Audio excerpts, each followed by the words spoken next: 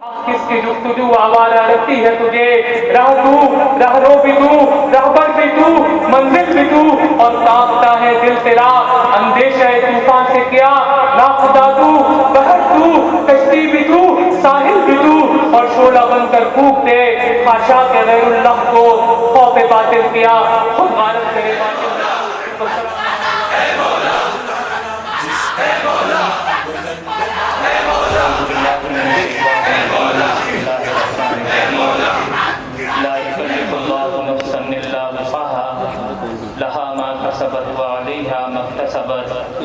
ربنا لا تؤاخذنا إن نسينا أو أخطأنا ربنا ولا تحمل علينا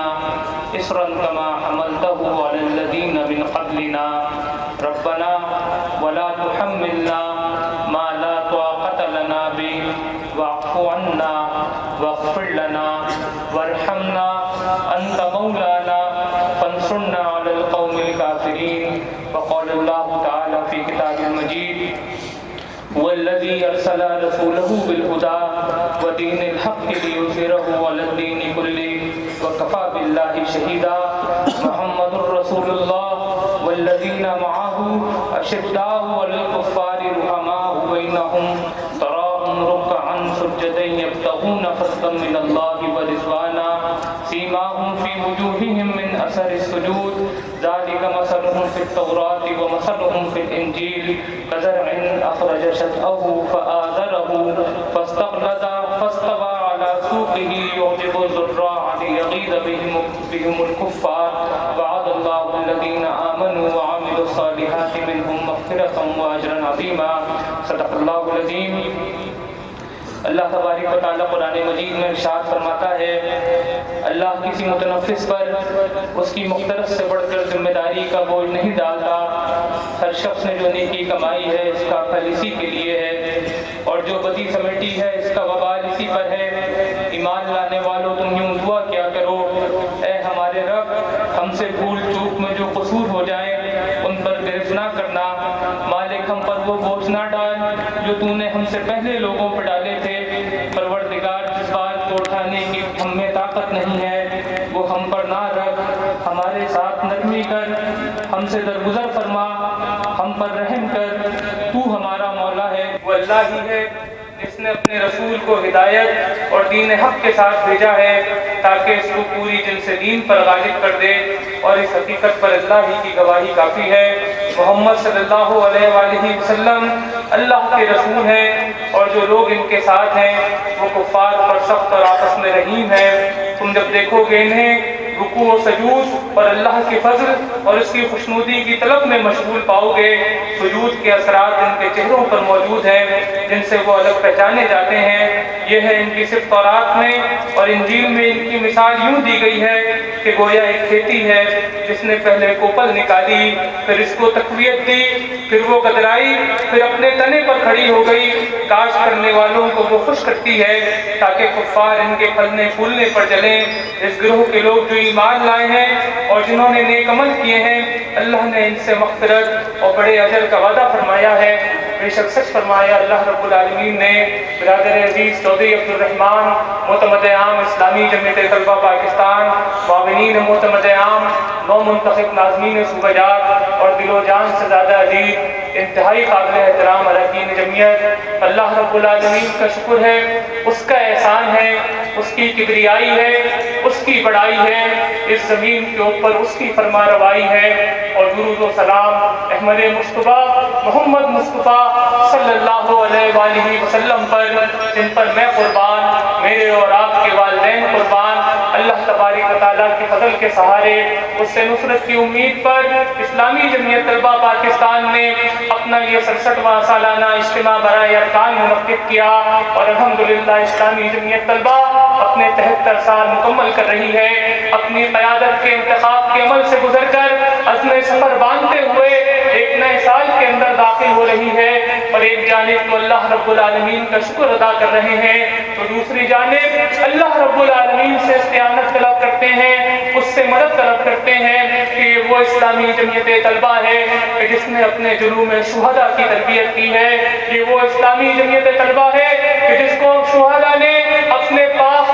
سینچا ہے یہ وہ اسلامی جمعیت طلبہ ہے جو پاک باز نوجوانوں کی اجتماعیت ہے، یہ وہ اسلامی جمعیت طلبہ ہے جو آج کے دور میں کار نبوت کی انجام دہی کر رہی ہے، یہ وہ اسلامی جمعیت طلبہ ہے جو حق کی تلقین کرتی ہے، معروف کی تلقین کرتی ہے، یہ وہ اسلامی جمعیت طلبہ ہے جو غلبہ دین اور اقامت دین کی تحریک کا حصہ ہے، یہ وہ بابرکت اجتماعیت ہے کہ جس کے ساتھ چلنے والے لوگوں کا انتخاب اللہ رب العالمین کرتا ہے۔ اس اجتماعیت کی ذمہ داری، اس بابرکت کام کی ذمہ داری، اس پاکیزہ کام کی ذمہ داری، اس نبوت کے مشن کو لے کر چلنے کی ذمہ داری ہم جیسے ناتواں کندھوں کے اوپر ڈال دی گئی ہے جو اپنی کمائیگی کا احساس رکھتے ہیں، جو اللہ تبارک و تعالیٰ کے سامنے اپنے گناہوں پہ توبہ اور استغفار طلب کرتے ہیں۔ وہیں جو ساتھی آپ کے سامنے ہنس اٹھا رہے تھے، کوئی اپنے گھر میں اپنی والدہ سے کہہ کے آیا تھا، اپنی ضعیف ماں کو کہہ کے آیا تھا، اپنے بوڑھے باپ کو کہہ کر آیا تھا کہ اسلامی جمعیت طلبہ کے سالانہ اجتماع سے ہو کر آ رہا ہوں، پھر میں اپنی معاشی ذمہ داریاں ادا کروں گا، پھر میں آ کر ایک بار پھر آپ لوگوں کا سہارا بنوں گا، میں آپ لوگوں کا ہاتھ تھاموں گا، میں آپ کے مسائل کو حل کروں گا۔ لیکن اسلامی جمعیت طلبہ کا یہ نظام، اسلامی جمعیت طلبہ کی یہ شورا اس کے کاندھوں کے اوپر ایک بار پھر یہ ذمہ داریاں ڈال دیتی ہے، آہیں اور سسکیاں ہوتی ہیں، التجائیں ہوتی ہیں کہ خدا را مجھے اس ذمہ داری سے بچا دیا جائے، لیکن شاید اسلامی جمعیت طلبہ جس قوت اور طاقت کے ساتھ چل رہی ہے، اسلامی جمعیت طلبہ کے اندر جو اخلاص موجود ہے، یہی اسلامی جمعیت طلبہ کی زندگی کی علامت ہے۔ اور ہمارے لیے تو اسوا پھر حضرت عمر فاروق رضی اللہ تعالیٰ عنہ کے دور کا وہ واقعہ بنتا ہے کہ دو نوجوان حضرت عمر فاروق رضی اللہ تعالیٰ عنہ کے پاس آتے ہیں کہ یہ فلانا آدمی ہے، اس نے میرے باپ کو قتل کیا ہے۔ حضرت عمر پوچھتے ہیں کہ ہاں تم نے اس کے باپ کو قتل کیا ہے؟ جواب دیتا ہے کہ اس کا باپ اپنا اونٹ لے کر میرے کھیت کے اندر آ گیا تھا، اس کا اونٹ میرے کھیت کو چل رہا تھا، میں نے اس کے اونٹ کو پتھر مارا، اس کے باپ نے جواباً مجھے پتھر مارا، جب میں نے جواباً پتھر مارا تو اس سے اس کے باپ کا انتقال ہو جاتا ہے۔ حضرت عمر رضی اللہ تعالیٰ عنہ کہتے ہیں کہ اس کا تو قصاص ہوگا، اس کا تو بدلہ لیا جائے گا۔ وہ ان کے سامنے التجا کرتا ہے، میں صحرا میں پیچھے اپنے بچوں کو اور اپنی بیوی کو چھوڑ کر آیا ہوں، مجھے اتنا موقع دے دیجئے میں ان کو جا کر بتا دوں کہ میری زندگی ختم ہونے والی ہے، میں ان کے لیے زیادہ راہ زندگی گزارنے کے لیے کچھ سامان کر کے آ جاؤں۔ بھرا مجمع ہے، اجنبی موجود ہے، کہتے ہیں کہ کون ہے کہ جو اس کی ضمانت لے لے گا؟ حضرت ابوذر غفاری رضی اللہ تعالیٰ عنہ کھڑے ہوتے ہیں، کہتے ہیں کہ میں اس کی ضمانت لیتا ہوں، کچھ دنوں کچھ ایام طے ہوتے ہیں کہ اس کے بعد یہ بندہ واپس آئے گا اور اس سزا کے اوپر عمل درآمد ہوگا۔ وہ دن گزر جاتے ہیں، راتیں گزر جاتی ہیں، شام کا آخری پہر ہے، وقت ختم ہونے کو ہے، لوگ مشرق اور مغرب کی جانب دیکھتے ہیں کہ کہیں گھوڑا آتا ہوا نظر آئے، کہیں نوجوان آتا ہوا نظر آئے اور اس کو اس کی سزا دے دی جائے، ورنہ نبی کریم صلی اللہ علیہ وآلہ وسلم کے صحابی حضرت ابوذر غفاری رضی اللہ تعالیٰ عنہ کو یہ سزا دی جائے گی۔ لوگ پریشان ہیں کہ اتنے میں دور سے گھوڑا آتا ہوا دکھائی دیتا ہے۔ حضرت عمر اس سے پوچھتے ہیں کہ ہمیں تو تمہارے علاقے کا نہیں پتا تھا، ہمیں تو تمہارے نام اور نسب کا نہیں پتا تھا، تم نہیں آتے ہم تمہارا کیا کر لیتے؟ کہتا ہے کہ ہاں میرے ذہن میں ایک لمحے کو یہ خیال آیا تھا کہ اگر میں نہیں جاؤں گا تو میرا کوئی کچھ کیا کر لے گا، لیکن میرے ذہن میں یہ آیا کہ کہیں مسلمانوں کے دائرے کے اندر ایفائے عہد ختم نہ ہو جائے، عہد وفا ختم نہ ہو جائے۔ بس یہ احساس ہوا اور میں آپ کے سامنے چلا آیا۔ اسی وقت یہ نوجوان دیکھتے ہیں،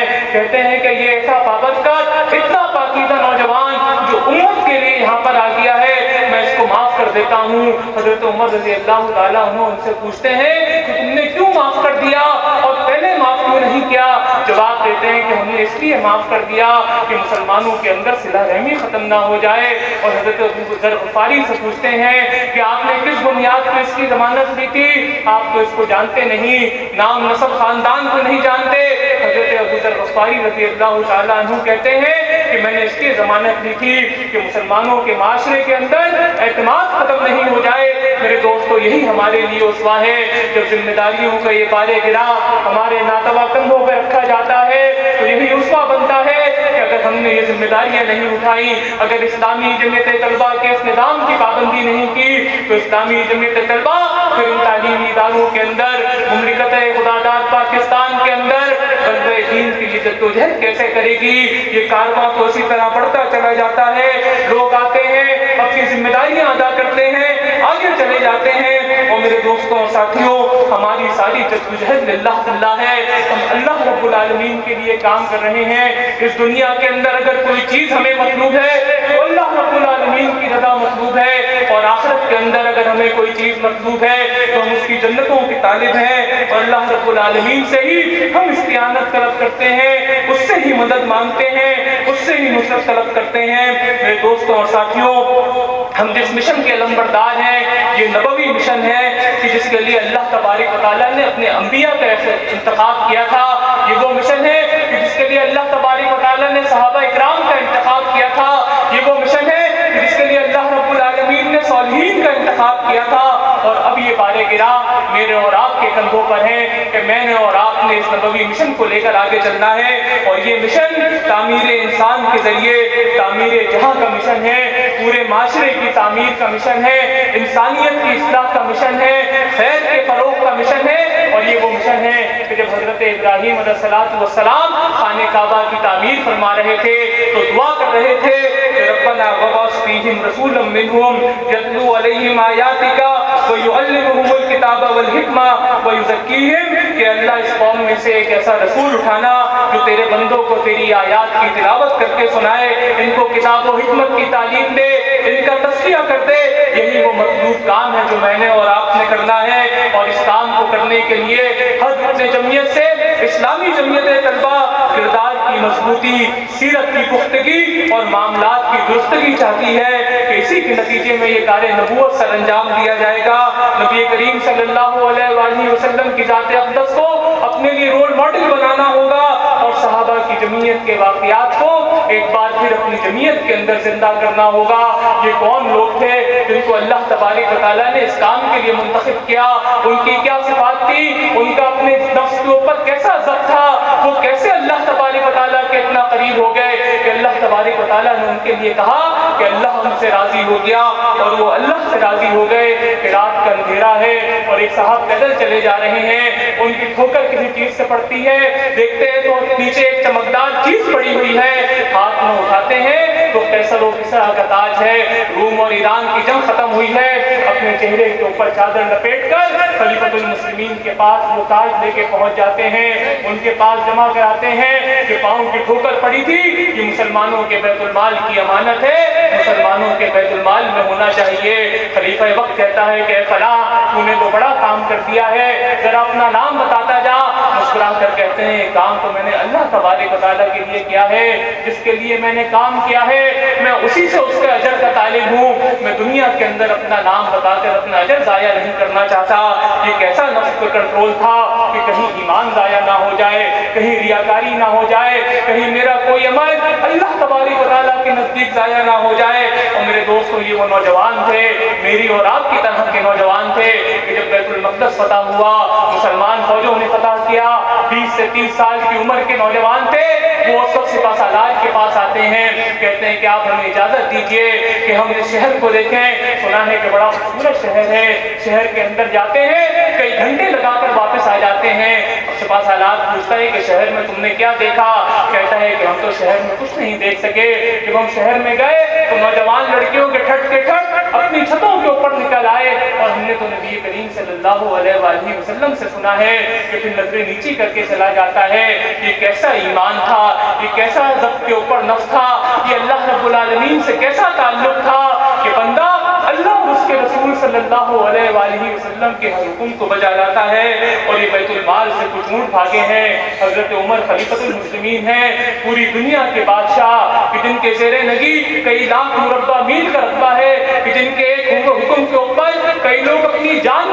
निछावर करने के लिए तैयार हैं। वो खलीफा वक्त बैतुल माल के ऊँटों को पकड़ने के लिए भाग रहा है, लेकिन करके सारे ऊँट पकड़ता है। कोई आकर कहता है कि खलीफतुल मुस्लिमीन आप हमें हुक्म कर देते, हम ये ऊँट लेकर आ जाते। कहते हैं कि आखिर से मेरी जगह जवाब दोगे? ये कैसा एहसास जिम्मेदारी है कि जो जिम्मेदारी मेरे कांधों पे लाद दी गई है, जिसका मैं मुकल्लफ कर दिया गया हूँ, फिर उसके लिए मैं किसी और को जिम्मेदार नहीं ठहराऊंगा। चाहे मेरे पास कितनी ताकत हो, चाहे मेरे पास जितना इख्तियार हो, चाहे मेरे पास जितने वसाइल हो, लेकिन मैंने करना वही है जो मेरे जिम्मे लगा لگا دیا گیا ہے اور حضرت ابو بکر صدیق رضی اللہ تعالیٰ عنہ خلیفۃ المسلمین ہیں، آخری دور چل رہا ہے، پوچھتے ہیں کہ بیت المال کا کون سا مال میرے پاس ہے؟ بتایا جاتا ہے کہ غلام ہے، ایک چادر ہے اور ایک گھوڑا ہے، وہ آپ کے پاس موجود ہے۔ جواب دیتے ہیں کہ چادر کو غلام کے اوپر ڈالو، اس کو گھوڑے پہ بٹھا کے بیت المال میں جمع کرا دو۔ یہ کیسا احساس ذمہ داری ہے کہ اگر میرے پاس کوئی چیز مسلمانوں کی امانت ہے، اگر میرے پاس کوئی چیز امت کی امانت ہے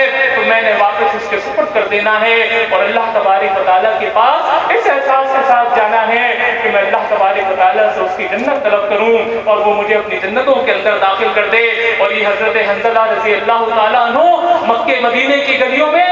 پتہ لگا رہے ہیں کہ حنظلہ منافق ہو گیا، حنظلہ منافق ہو گیا۔ حضرت ابو بکر صدیق پوچھتے ہیں کہ حنظلہ کیا ہو گیا؟ جلیل القدر صحابی ہو، کیسی بات کرتے ہو؟ کہتے ہیں کہ ہاں، ابو بکر صدیق رضی اللہ تعالیٰ عنہ جب میں مسجد نبوی میں نبی کریم صلی اللہ علیہ وآلہ وسلم کی محفل میں ہوتا ہوں، میرے دل کی کیفیت کچھ اور ہوتی ہے، میرے ایمان کی کیفیت کچھ اور ہوتی ہے۔ وہاں سے واپس اپنے گھر والوں کے پاس جاتا ہوں، معاملات دنیا کے اندر مشغول ہوتا ہوں، دل کی کیفیت کچھ اور ہو جاتی ہے۔ ابو بکر صدیق کہتے ہیں کہ ہاں حنظلہ، دل کی کیفیت تو یہاں پر بھی یہی ہے۔ پھر مدینے کی گلیاں گونج رہی ہیں کہ حنظلہ منافق ہو گیا، ابو بکر منافق ہو گیا۔ اللہ کے حضور صلی اللہ علیہ وآلہ وسلم کے پاس پہنچتے ہیں، وہ تو جو جواب دیتے ہیں وہ دیتے ہیں، لیکن سمجھنے کی بات یہ ہے کہ اگر دل کے اندر ایمان موجود ہے تو اس کی حفاظت کی فکر موجود ہے۔ کہیں اس بات کا ڈر ہے کہ میں کسی ریاکاری کی وجہ سے، اس بات کا ڈر ہے میں نفس کا غلام بن کر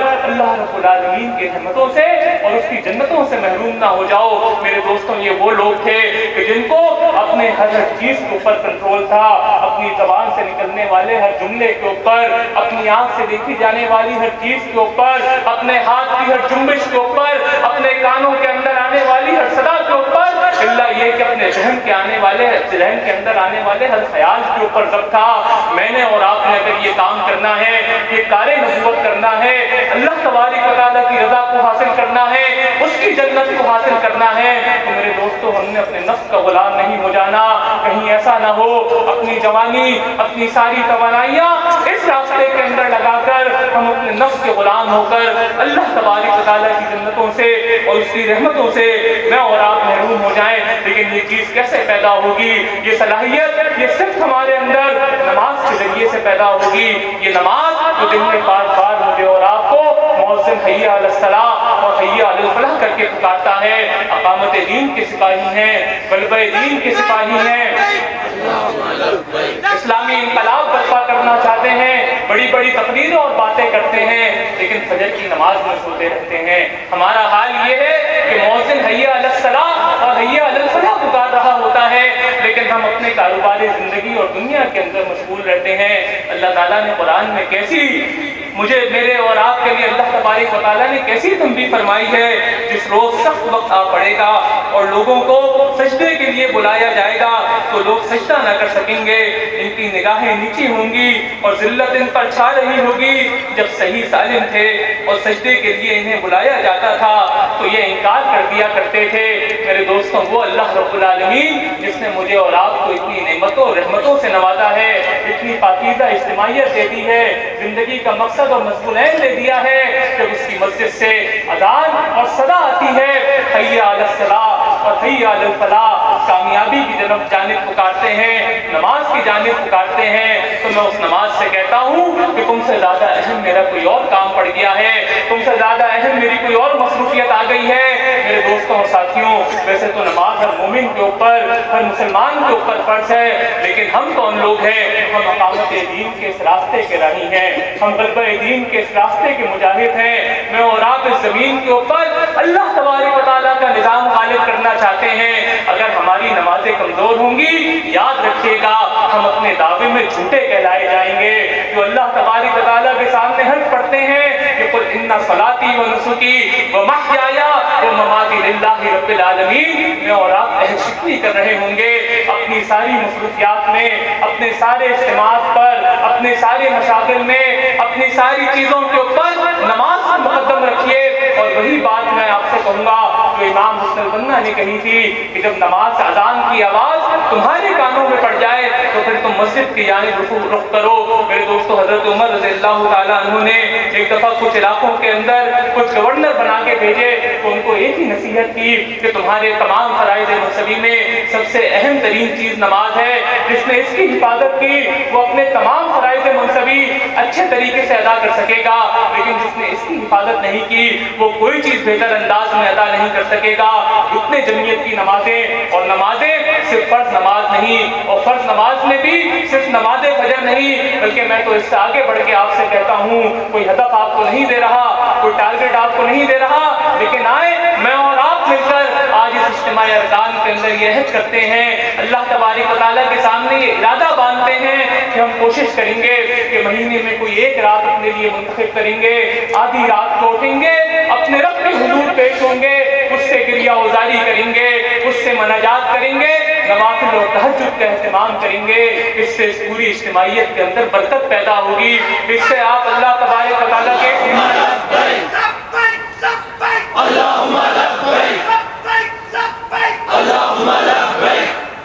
اس سے اللہ تبارک و تعالیٰ کے قریب ہوں گے، اور وہ جو ہماری چھوٹی سی کوشش ہوتی ہے اللہ تبارک و تعالیٰ اس کے اثرات بہت زیادہ بڑھا دے گا۔ دوسری چیز قرآن مجید کے ساتھ تعلق ہے، قرآن کے ساتھ جیتا جاگتا تعلق۔ یہ قرآن مجید یہ میرے مسائل کے اندر یہ میری رہنمائی کرتا ہے، یہ امکانات کی سجی سجائی دنیا مجھے دکھاتا ہے، یہ خدشات سے مجھے آگاہ کرتا ہے، میری جو مشکل ہو اس کا جواب یہ دے دیا کرتا ہے۔ حضور نبی کریم صلی اللہ علیہ وآلہ وسلم رحلت فرماتے ہیں، اور حضرت عمر رضی اللہ تعالیٰ عنہ جلال میں آتے ہیں، تلوار نکال کے کہتے ہیں کہ خبردار جو کسی نے کہا کہ نبی کریم صلی اللہ علیہ وآلہ وسلم رحلت فرما گئے ہیں۔ اتنے میں حضرت ابوبکر صدیق رضی اللہ تعالیٰ عنہ آگے بڑھتے ہیں، قرآن مجید کی وہ آیات جو غزوہ احد کے موقع پہ نازل ہوئی تھی اس کی تلاوت کرتے ہیں۔ حضرت عمر رضی اللہ تعالیٰ عنہ کہتے ہیں کہ لگتا ہے کہ یہ آیات آج کے لیے نازل ہوئی ہیں، کیا محسوس ہوتا ہے کہ یہ آیات ابھی ابھی نازل ہوئی ہیں؟ ان کا قرآن کے ساتھ تعلق موجود تھا،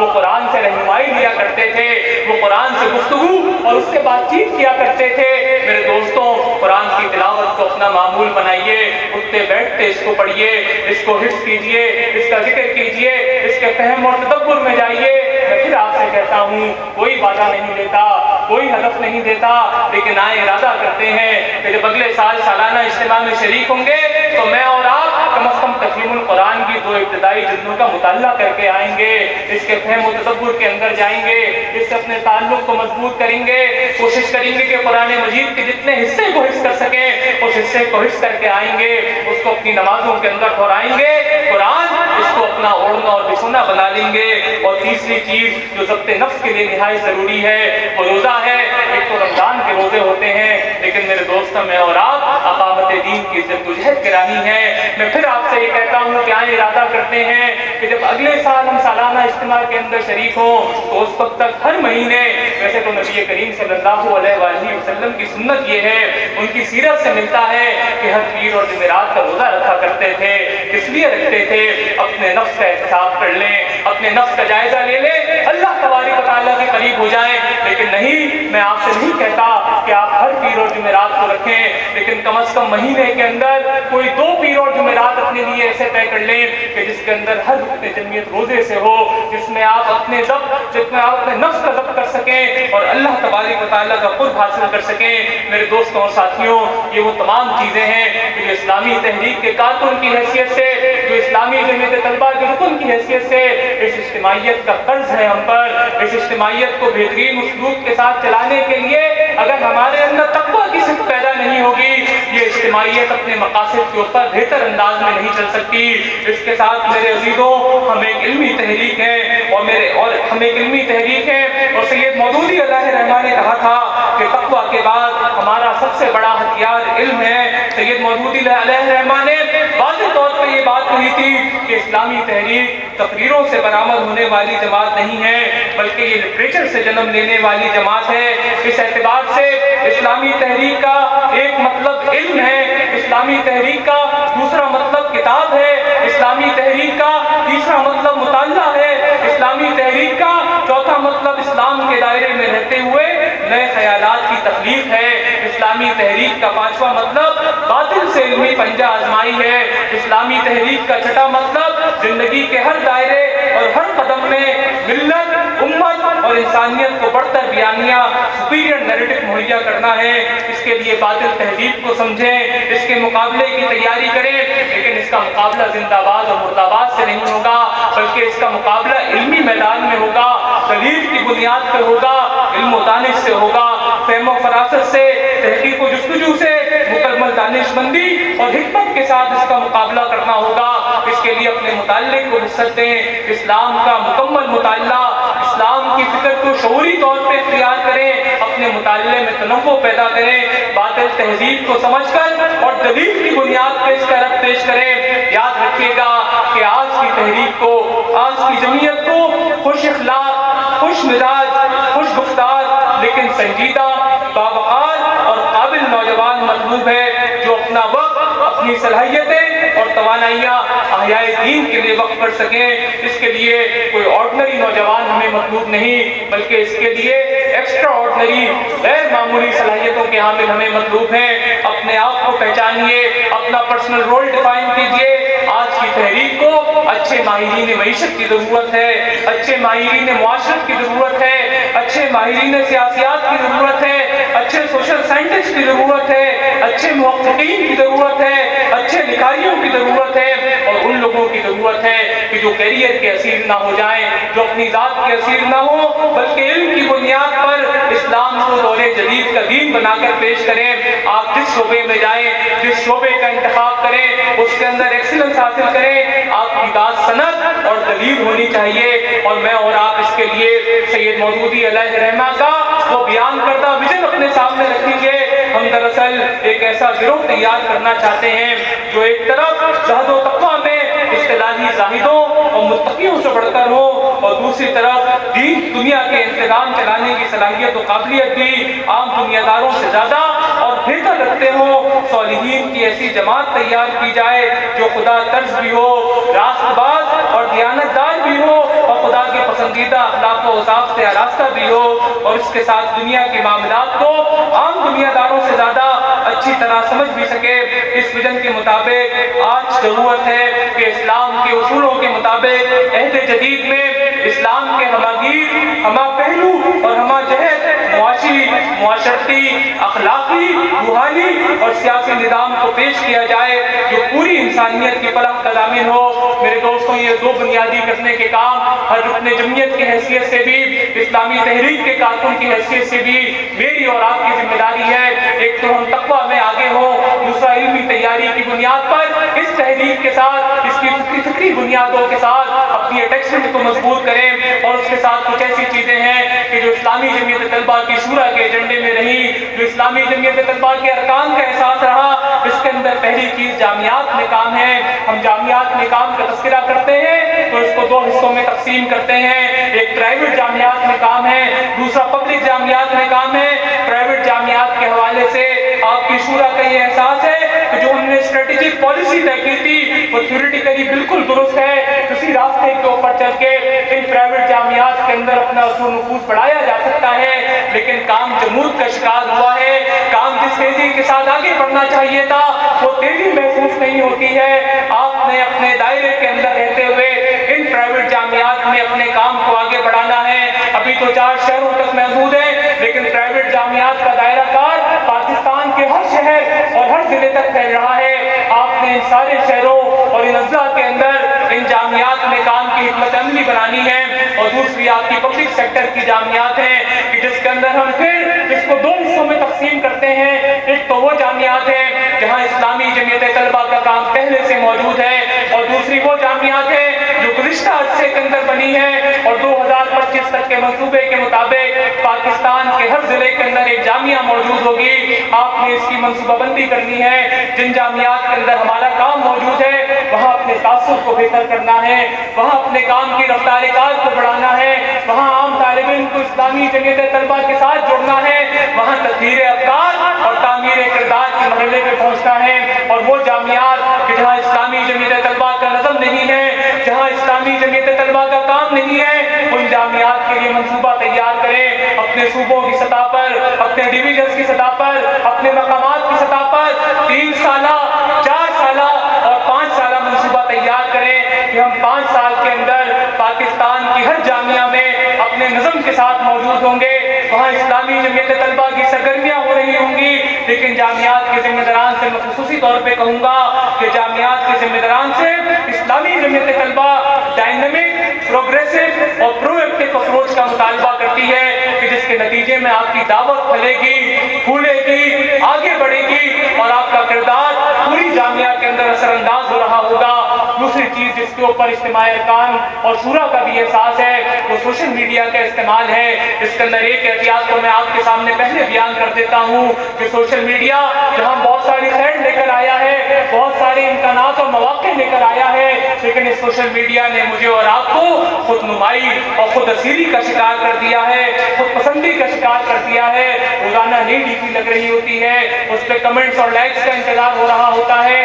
میرے دوستوں، یہ خود نمائی اور خود پسندی اسلامی تحریک کے لیے زہر قاتل کی حیثیت رکھتا ہے. اسلامی تحریک کا نوجوان جب سوشل میڈیا کا استعمال کرے گا تو اپنی ذات کی تشہیر کے لیے نہیں کرے گا، اپنی تصویروں کو ڈالنے کے لیے نہیں کرے گا، خود پسندی اور خود نمائی کا اسیر ہونے کے لیے نہیں کرے گا، بلکہ دعوت کے ابلاغ کے لیے کرے گا، اس کے نتیجے میں پیغام پہنچانے کے لیے کرے گا، اس کے نتیجے میں اپنا نیریٹو بلڈ کرنے کے لیے کرے گا، اس کے نتیجے میں رائے عامہ ہموار کرنے کے لیے کرے گا، اس کے نتیجے میں عامۃ الناس تک اپنا پیغام پہنچانے کے لیے کرے گا. اور ضرورت اس بات کی ہے کہ سوشل میڈیا کا استعمال پرنٹ اور الیکٹرانک میڈیا کی طرز پر نہ کیا جائے کہ جو ہماری سرگرمی ہو ہم اس کے اوپر ڈال دیں، کوئی تصویر ڈال دیں، کوئی خبر ڈال دیں اور اس کے نتیجے میں ہمارا تصور یہ ہو کہ اسلامی جمعیت طلبہ سوشل میڈیا پہ بڑی فعال ہے، بلکہ سوشل میڈیا کا استعمال ہم نے اپنا بیانیہ عامۃ الناس تک پہنچانے کے لیے، اس کی فضا ہموار کرنے کے لیے، اس کے حوالے سے دل و دماغ کو قائل کرنے کے لیے کرنا ہے.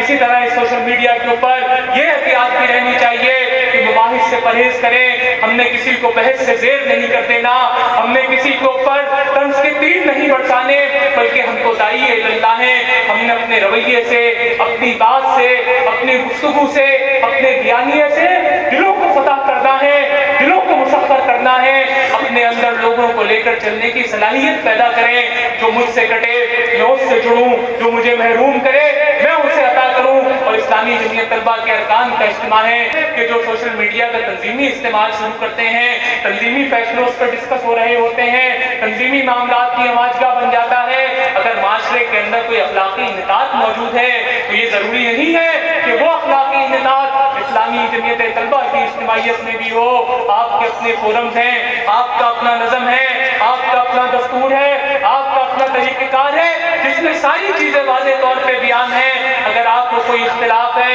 اگر آپ کے کچھ احساسات ہیں، اگر آپ کے کچھ تحفظات ہیں تو آپ کا نظم، آپ کی شورا یہاں پر موجود ہے، آپ اس سے بات کیجئے. لیکن سوشل میڈیا کا دعوتی استعمال پوری تحریک کے لیے جتنا مفید ہے، سوشل میڈیا کا تنظیمی استعمال پوری تحریک کے لیے اسی طرح زہر قاتل کی حیثیت رکھتا ہے. اور ہم صرف اسلامی جمعیت طلبہ کا حصہ نہیں ہے، ہم پوری اسلامی تحریک بلکہ عالمی اسلامی انقلابی تحریک کا حصہ ہیں. کچھ اسلامی تحریک کے فیصلے ہوتے ہیں، ہماری سوچ، ہماری سمجھ، ہماری عقل سے ماورا ہوتے ہیں، شاید دل مطمئن نہیں ہوتا. ہماری کوشش یہ ہوتی ہے کہ دل کا غبار اپنی فیس بک کی وال پہ جا کے نکال دیا جائے. اس سے ہم تحریک کو نقصان پہنچاتے ہیں، اس کے بیانیے کو نقصان پہنچاتے ہیں. آپ تحریک کی قیادت سے رابطہ کریں، آپ ان سے اس کے اوپر وضاحت طلب کریں، لیکن اپنی وضاحتیں اور اس کے لیے سوشل میڈیا کا استعمال نہیں کریں. تیسری چیز جس کو مرکزی مجلس شورا نے بھی دیکھا اور اجتماع ارکان کے اوپر بھی بات ہوئی،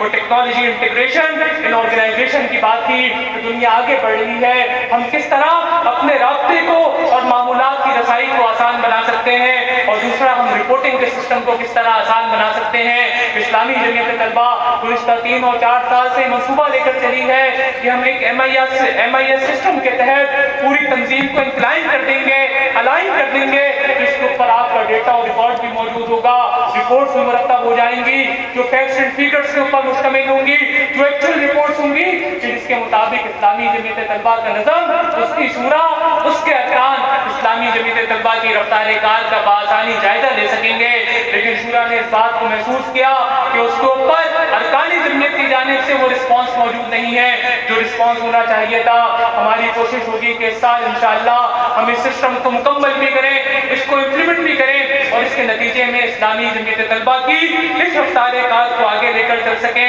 یہ 3 اور 4 وہ چیزیں ہیں جو مرکزی مجلس شورا کے ایجنڈے میں بھی تھی, اجتماع ارکان کے بھی ایجنڈے میں تھی, جو ہمارے روٹین کے معاملات سے متعلق ہیں. چوتھی چیز جو پاکستان کے اندر جس کے اوپر اسلامی جمعیت طلبہ کو توجہ دینے کی ضرورت ہے وہ ہماری وزنوں کا کام ہے. بظاہر تو لگتا ہے کہ وزن کا بہت بہترین کام ہو رہا ہے, ہم رفتار کار میں آگے بڑھ رہے ہیں, بڑی تعداد میں افراد سازی ہو رہی ہے, ہمارا ڈائجسٹ ہو رہا ہے, ہماری سرگرمیاں ہو رہی ہے. لیکن پاکستان کے 6 کروڑ بچوں کے اندر ہم 0.0005% بھی موجود نہیں ہیں. ہماری دعوت اثر پذیری نہیں دکھا رہی. اس کے لیے منصوبہ بندی کیجئے, اس کے لیے آگے بڑھیے, اس کے لیے انوویشن لے کر آئیے, اس بچے کے ذہن کے مطابق, اس طالب علم کے مزاج کے مطابق اپنی سرگرمیاں ترتیب کیجئے, اور وزن کے اس کام کو, اس نیٹ ورک کو پاکستان کے اسکولوں, رہائشی گلی محلوں کے اندر لے کر جائیے. لیکن ان سارے کاموں کو کرنے کے لیے جو چیز مطلوب ہے وہ اجتہادی فکر مطلوب ہے کہ اللہ کے حضور صلی اللہ علیہ وآلہ وسلم حضرت معاذ بن جبل کو یمن کا گورنر بنا کے بھیج رہے تھے. پوچھا کہ معاذ فیصلے کس بنیاد سے کرو گے؟ کہا کہ فیصلے قرآن کی بنیاد پر, اللہ تبارک و تعالیٰ کے حکم کی بنیاد پر کروں گا. کہا کہ اگر وہاں سے رہنمائی نہیں ملی تو کہاں سے لوگے؟ کہا کہ نبی کریم صلی اللہ علیہ وآلہ وسلم کے اس میں ان کی سیرت اور ان کی سنت سے رہنمائی دوں گا. کہا کہ اگر وہاں بھی رہنمائی نہیں ملی تو پھر کیا کرو گے؟ تو فرمایا کہ اللہ اور اس کے رسول صلی اللہ علیہ وآلہ وسلم کی تعلیمات اور احکامات کے مطابق اجتہاد کروں گا. اللہ کے حضور صلی اللہ علیہ وآلہ وسلم خوشی کا اظہار فرماتے ہیں, اصول تبدیل نہیں ہوگا, مقصد تبدیل نہیں ہوگا, نصب العین تبدیل نہیں ہوگا, اسٹریٹجی چینج ہو جائے گی, حکمت عملی تبدیل ہو جائے گی. وقت اور حالات متعین کریں گے کہ میں نے اور آپ نے کس حکمت عملی کے تحت آگے بڑھنا ہے. میرے دوستوں اور ساتھیوں, اپنی بات اللہ کے حضور صلی اللہ علیہ وآلہ وسلم کی حدیث کے اوپر مکمل کرتا ہوں کہ حضرت ابو سعید رضی اللہ تعالیٰ عنہ سے روایت ہے کہ رسول صلی اللہ علیہ وآلہ وسلم نے فرمایا, جب روز محشر کوئی سایہ نہیں ہوگا, اس روز اللہ تعالیٰ 7 آدمیوں کو اپنے عرش کے سائے تلے جگہ دے گا. پہلا ہے عادل حاکم, دوسرا ہے اللہ کی عبادت میں مشغول نوجوان, تیسرا وہ شخص جس کا دل سجدے سے نکلنے کے بعد, مسجد سے نکلنے کے بعد واپس آنے تک مسجد میں اٹکا رہے, اللہ کے لیے ایک دوسرے سے محبت کرنے والے, جن کا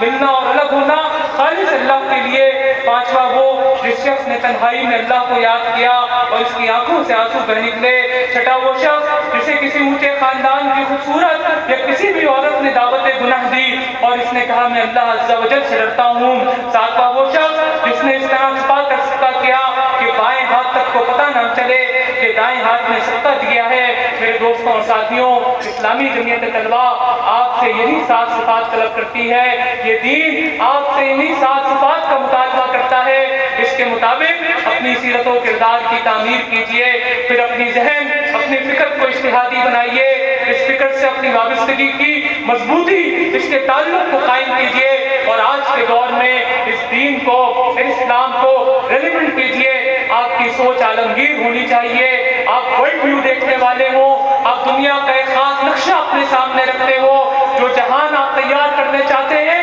اس کا نقشہ آپ کے پاس موجود ہو, لیکن کام آپ کا مقامی ہوگا, کام آپ کا لوکل ہوگا, اور اسی کے نتیجے میں ہم اس مقصد کو حاصل کر سکیں گے جس کے لیے اسلامی جمعیت طلبہ قائم کی گئی ہے. میرے دوستوں اور ساتھیوں, کل سید طفیل الرحمان شہید کے والد موجود تھے. گلگت کے اندر جب میری ان سے ملاقات ہوئی تو انہوں نے ہمیں جدا کرتے ہوئے, رخصت کرتے ہوئے ہم سے یہی بات کہی تھی کہ طفیل بیٹوں واپس جاؤ, تم نے بہت کام کرنا ہے, سفر ابھی بہت پڑا ہے. سید طفیل الرحمان شہید کے والد کا یہ ہدایت, ان کا مجھ سے اور آپ سے یہ مطالبہ, اور سید مودودی علیہ رحمہ کی یہ تعبیر کہ اے پروردگار میں ایک مجاہد کے ایمان کا طالب ہوں, ایسا دل مانگتا ہوں جو سمندر کی طوفانی موجوں کے مقابلے میں ٹوٹی ہوئی کشتی لے جانے پر بے جھجک آمادہ ہو جائے. ایسی روح مانگتا ہوں جو شکست کھانے اور سپر رکھ دینے کا تصور بھی نہ کر سکتی ہو. یہی میرے اور آپ کے لیے مشغل راہ ہے. اللہ تبارک و تعالی ہمارا یہاں آنا قبول فرمائے.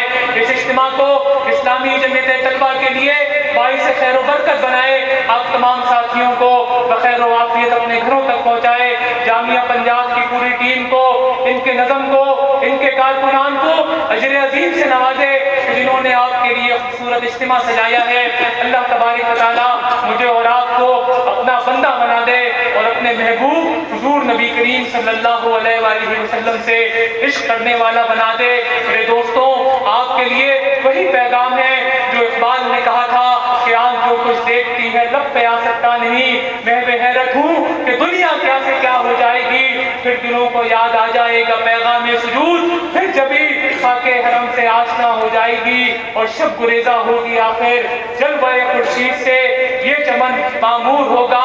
نغمہ توحید سے اور آشنا اپنی حقیقت سے ہو. اے دہقاں ذرا دانا تو، کھیتی بھی تو، بارہ بھی تو، حاصل بھی تو. آہ کس کی جستجو آوارہ رکھتی ہے تجھے. راہ تو، راہ رو بھی تو، راہبر بھی تو، منزل بھی تو اور کانپتا ہے دل تیرا اندیشہ طوفان سے کیا. ناخدا تو، بحر تو، کشتی بھی تو، ساحل بھی تو اور شعلہ بن کر پھونک دے خاشاک غیر اللہ کو. خوف باطل کیا خود غارت کرے باطل ہے تو. والسلام علیکم ورحمۃ اللہ وبرکاتہ.